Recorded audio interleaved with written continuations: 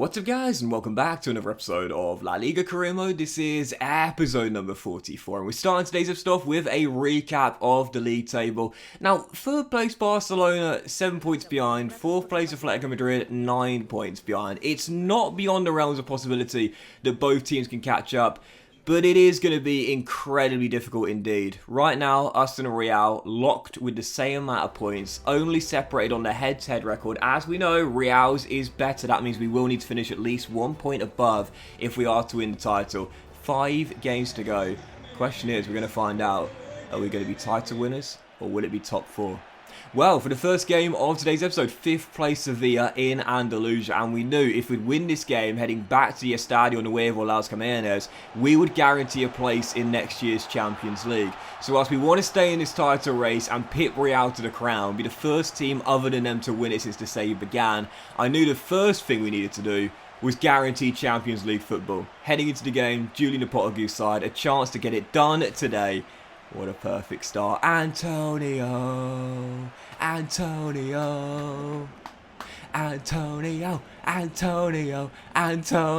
What is that? 15 now? 13. 13 in 31 games, 30 minutes in, stepping in from the left and bending it in far corner. Do you remember in the game against Atletico Madrid when Di Lorenzo shut him down and he did absolutely nothing? Yeah, it's a blip. That's what happens to the best players. What's that old saying? Form is temporary, class is permanent. Yep, Antonio with another goal. That is his third in his last 4 games. It's Granada 1, Sevilla 0, and he almost doubled the lead 52 minutes in. It was a game I was in full control of as well, really. I mean, Sevilla right now are chasing a top 4 place. It's very close between 3rd, 4th and 5th right now in the race for a Champions League spot, whereas for us, we knew we could guarantee it today. So both teams here with a lot at stake. 58 minutes in though, and it was just a one-sided game. Sevilla hadn't really caused me a problem at all. Darwin doubled our lead to make it 2. He's come in for Nico Williams and done so well. We have a 2-goal cushion. It seems like the job is going to be done. Having said that, on the hour mark, Sevilla took a long time to get going in this game, but finally got their first chance 63 minutes in. Morel going for goal, but a good stop by Maximiano kept us still leading by 2. And it really was so strange because it was like the first hour of football, it was just like all Granada, all one-way traffic, hadn't had any problems whatsoever, and then, you know, like, it just felt like Sevilla's older brother picked up the controller and started playing against me, because it just totally changed. It was ludicrous. I was getting complete control, and out of nowhere, bang, it was all Sevilla, and I had to cling on in the final half an hour. I'm not joking. All of Sevilla's shots, I think, came in the final half an hour, but thankfully Maximiano made a couple of great saves, we had a couple of blocks, and we held on for a 2-0 victory. Another clean sheet for our number 1 as he chases Courtois for the Golden Glove, but crucially, we chase Real Madrid for the title. Yup, the end of April, as you can see, 2-horse race for sure. Barca 7 points behind the pair of us with 4 games to go. We remain locked on points and only separated by the head-to-head record. It's done now. It's official. Granada are in the Champions League next season. That was our main aim at the start of the campaign. But now, well, all of our sights are on pole position, behind Real on the head-to-head record. 4 games to go. We've got Celta Vigo away. That's our final away day. And 3 straight home games. Espanyol, Tenerife, and Getafe as well. And you look at those fixtures and think, all right, those are winnable games, no doubt about it. I'd say probably Celta Vigo away, the toughest one, mainly because we've got a better record at home than we do away from home. But of course, we know how it goes in FIFA Career Mode. Sometimes the harder games are the ones which should be the easiest, if that makes sense. Tenerife away, do you remember them? I mean, seriously, they beat us comfortably as a team that were, you know, bottom of the table, and they're still bottom right now with only 5 wins all season long, so I'm not looking forward to that. Even so, first of the final 4, final away there this season, us and Real Madrid locked on points, heading into this one, Celta Vigo away.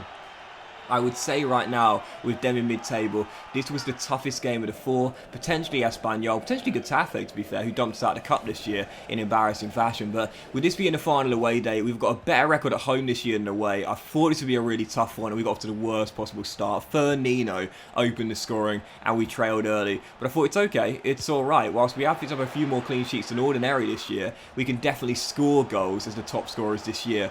Unfortunately, we had a good chance soon afterwards. Suarez denied as we still currently trail by 1, and then 38 minutes in, oh my god, you know, there are moments that I don't want to show you. Did you see that? David Garcia did the splits. Firmino literally turned him inside out to get his second of the game. And in the first half, I mean, he was absolutely running the show. I could not stop him. And right before the break, after a bit of scramble here, Maximiano drops the ball here. Iglesias keeps it alive, crossing to the middle, and Guevara makes it free. And it was a first half where I was absolutely dominated. And, you know, I got to be honest, this has kind of been the trend of this season. You know, we've had some really big wins, we've had some great performances. But when we lose badly. Does that make sense? Like, when we lose really badly. We either have an embarrassing loss, like against Tenerife early this season. We have a thrashing, like Getafe away in the Cup, 5-1, I think it was. You know, we lose by many goals. Real Madrid 4-1. You know, Roma 4-0. Atalanta, we shipped 4 goals in Bergamo as well. And now we're away in Vigo and we're down 3-0. It's like we've got far more wins than losses this year, of course. But when we do lose, we lose badly. And this was just going to be another game. 80 minutes to go. We had a couple of chances to get back in the game. Randy missed his first, but then scored his second off the bench at the break to make it 3-1. With 5 minutes to go, I could not stop Celta Vigo in this game, particularly Firmino and Guevara as well. They were absolutely tearing me apart. 5 minutes to go, we were still down by 2. The game was basically done at this point. We need a miracle to have any chance of getting 2 late goals to at least salvage a point. But again, I could not stop Celta Vigo in this game. They were just absolutely carving the open time after time. And as Abel Ruiz made it 4. Well, like I said a moment ago, when we lose badly. Yep. We've had thrashings against Getafe, Real Madrid, Roma, and now you can add Celta Vigo to the list as well. Final score, Celta Vigo 4, Granada 1. And you look at the reaction full time, I knew it. This might be the game where we lost the title. I love the reaction, I really do. I think it's mainly because, like, Granada seem to have a rivalry with everyone in this game, you know? So at full time in a rival game, you often see players reacting like that, and you get different animations compared to what you would for a sort of a normal game, if you will. But I kind of liked it because it seemed quite fitting. It was almost like we'd lost the title in that game there, because it definitely felt like it, because Real Madrid then had 2 games to play before our final one against Espanyol today. And as you'll see, they won them both. Yep, they went to the Basque region and beat Athletic Bilbao by 3-0 and won the following game as well at home to Sevilla. So that means that with 3 games to go for us, we do have a game in hand, but the gap has now been extended to 6. When you look at Real Madrid's final fixtures as well, well, they're definitely what you call winnable ones. Almeria away, and then Real Sociedad at home. Sociedad, to be fair, could cause them a problem, but as it's at the Bernabeu on the final game of the season, do you think a Carlo Ancelotti team would let that slip? I don't think so. All Real Madrid need to do now is win one of their final 2 games. Even if we win our final 3, because the gap is 6 points, and of course the head-to-head record comes before goal difference, we can't finish above them. All Real need to do is win one of their final 2. And even if we win all 3 and Real lose the other, we still will miss out on the head-to-head record. So it seems all but done now, and that's why I love the reaction come the end of that Celta Vigo game. It seems so fitting. It was just convenience and a coincidence, really, but it seems so fitting. I felt like the title was lost there after Real won back-to-back. But I thought, you know what? Just got to do my job, man. Put the pressure on, and you never know. It's unlikely Ancelotti will crack the serial winner. Real Madrid going for their 3rd straight title in the safe, but put the pressure on, and you never know. Espanyol, final game of today's episode, took the lead early for Antonio Villar. I thought, okay, alright, the first of our final 3 games, all at home. Let's get a big win here and at least put the pressure on. Well, unfortunately in this game, Espanyol, I mean, to be fair, they've got a really good side and some great creativity as well, but they were, just like Celta Vigo, carving me open. And they've got some brilliant players, you know, Nico Melamed, Oscar Melondo as well. It's a really solid team. Adley's in their side as well. He scored the leveller for Espanyol. I could not stop them. I really couldn't. They kept on opening me up. Maximiano bailed me out a couple of times, but I knew to get the equaliser at some point, and they did. Granada won, Espanyol won, and there were 32 minutes to go right from kickoff. I wasn't getting that many chances, and the quality of chances weren't the best either. Espanyol held on for a point, meant nothing to them, but it ended it for us practically mathematically.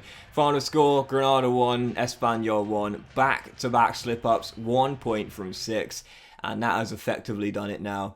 Yep, that was our game in hand, and we cut the gap to 5, and what that means, very simple. We have to win back-to-back, and Real Madrid. I mean, 2 games to go. Do you think they're going to lose them both? Yeah, I don't think so. Unless Real lose back-to-back and we win back-to-back, it's over. Gutted. Absolutely gutted. I've blown it right towards the end. We were still underdogs. It was still out of our hands. But unfortunately, we're probably not going to take it to the final day. Season finale coming very soon. Final episode of the season 3. And unless we get a miracle, it's going to be top 4, not tied to winners. But that will end today's episode of La Liga Carima, guys. Big thank you for watching. Hope you enjoyed it. If you haven't, please drop a like. Much love to you all. Have a fantastic day. And I'll see you for the season finale where we need a miracle to be crowned champions very soon.